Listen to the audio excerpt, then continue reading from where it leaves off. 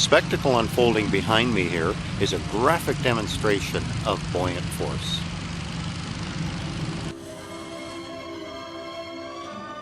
Amazingly, the buoyant force acting on a hot air balloon is able to lift a basket filled with passengers. This powerful force appears whenever an object is immersed in a fluid. Do you know what fluid this hot air balloon is immersed in? Remember that both liquids and gases are fluids. The fluid surrounding the balloon is air.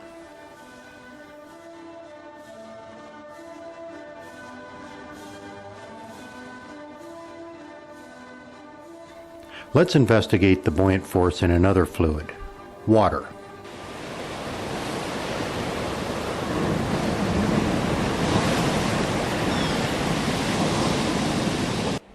This is a concrete block. This is a wood block, a softwood block, pine actually. I'm going to drop these two blocks into the water in the aquarium. One will sink, one will float. You probably have a prediction about what's going to happen. Let's find out.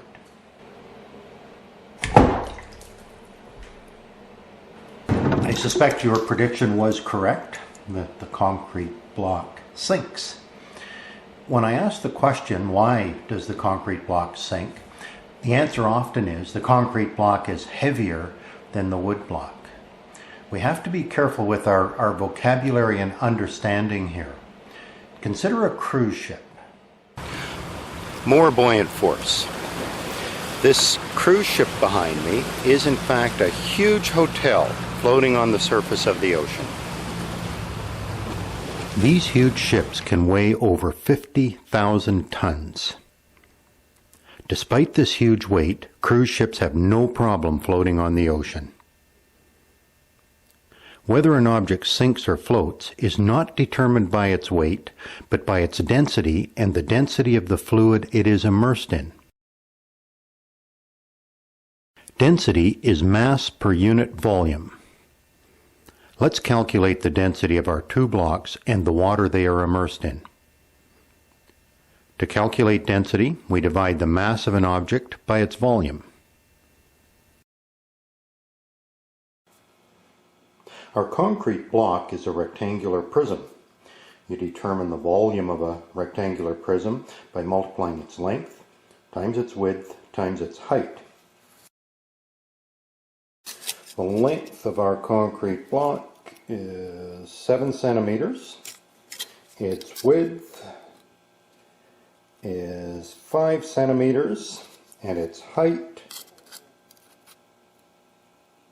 is also 5 centimeters. 7 by 5 by 5 centimeters.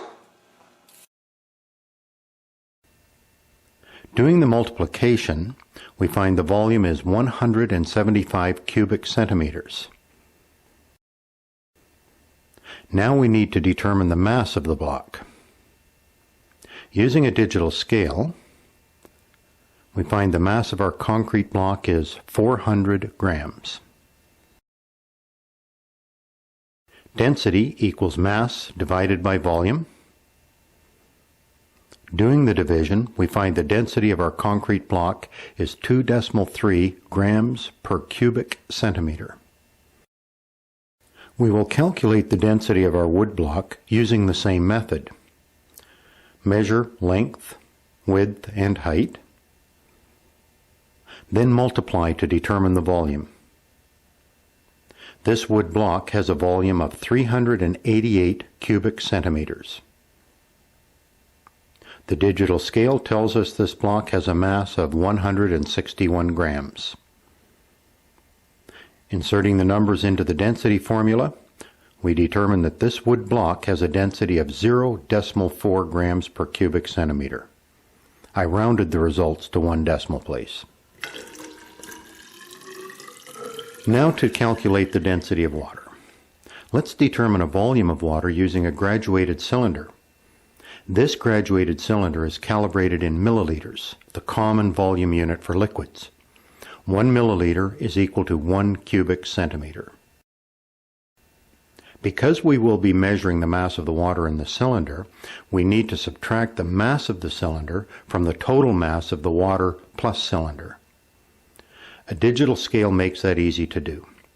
Sit the empty cylinder on the scale. The mass of the cylinder is displayed as 110 grams. Press tare, and the mass of the cylinder is subtracted.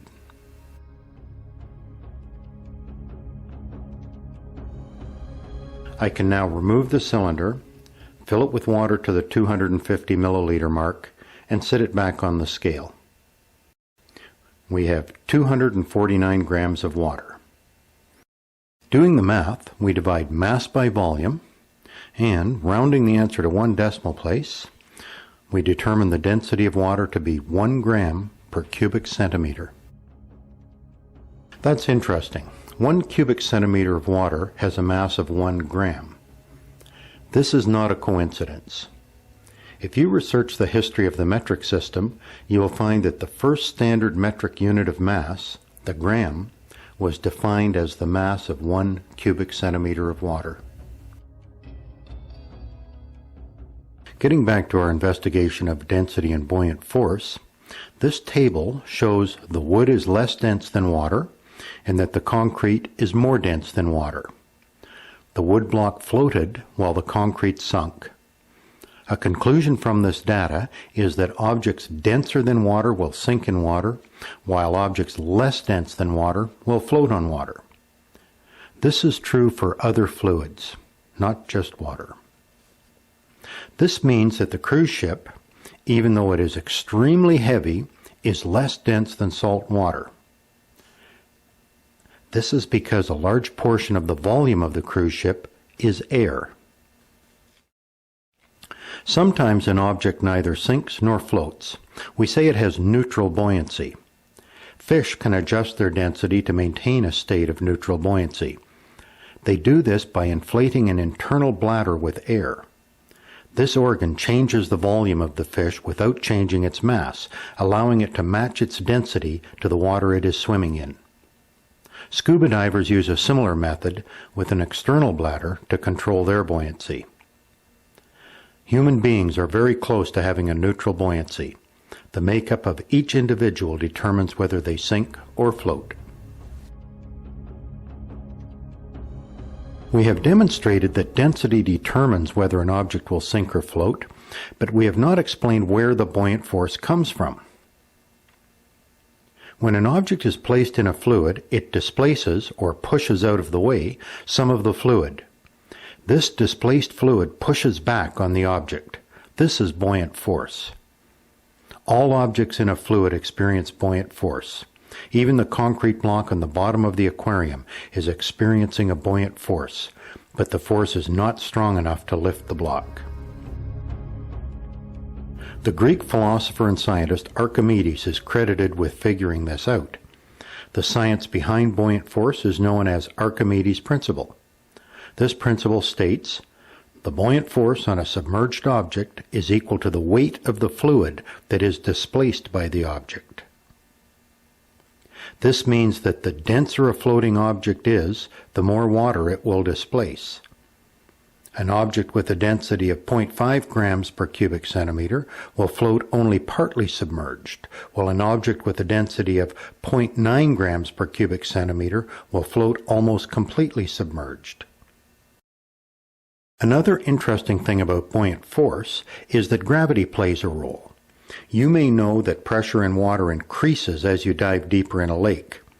Gravity creates this pressure gradient, and it is an essential part of buoyant force.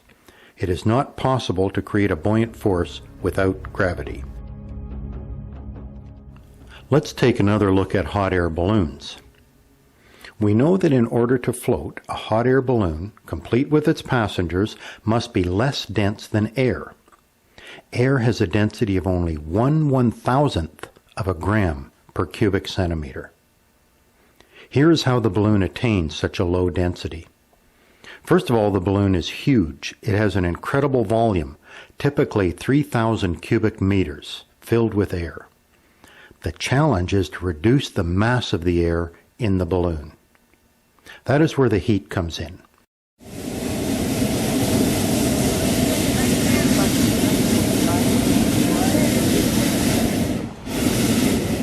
When air is heated, the air molecules pick up energy, increasing air pressure in the balloon. The balloon has an opening at the bottom. This allows pressurized air to escape, reducing the mass of air in the balloon.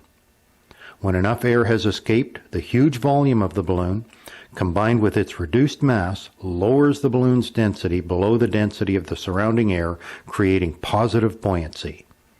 The balloon, with its passengers, floats into the atmosphere.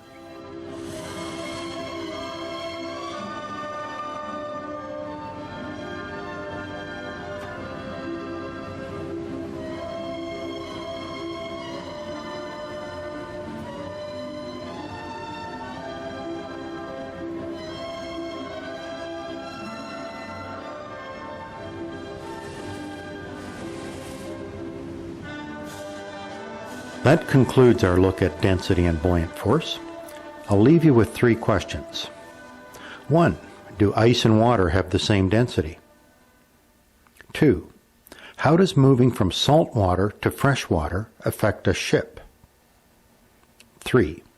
Why does a helium balloon rise in air?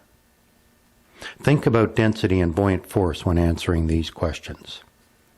For more science videos and projects, visit our website, hylaroad.com.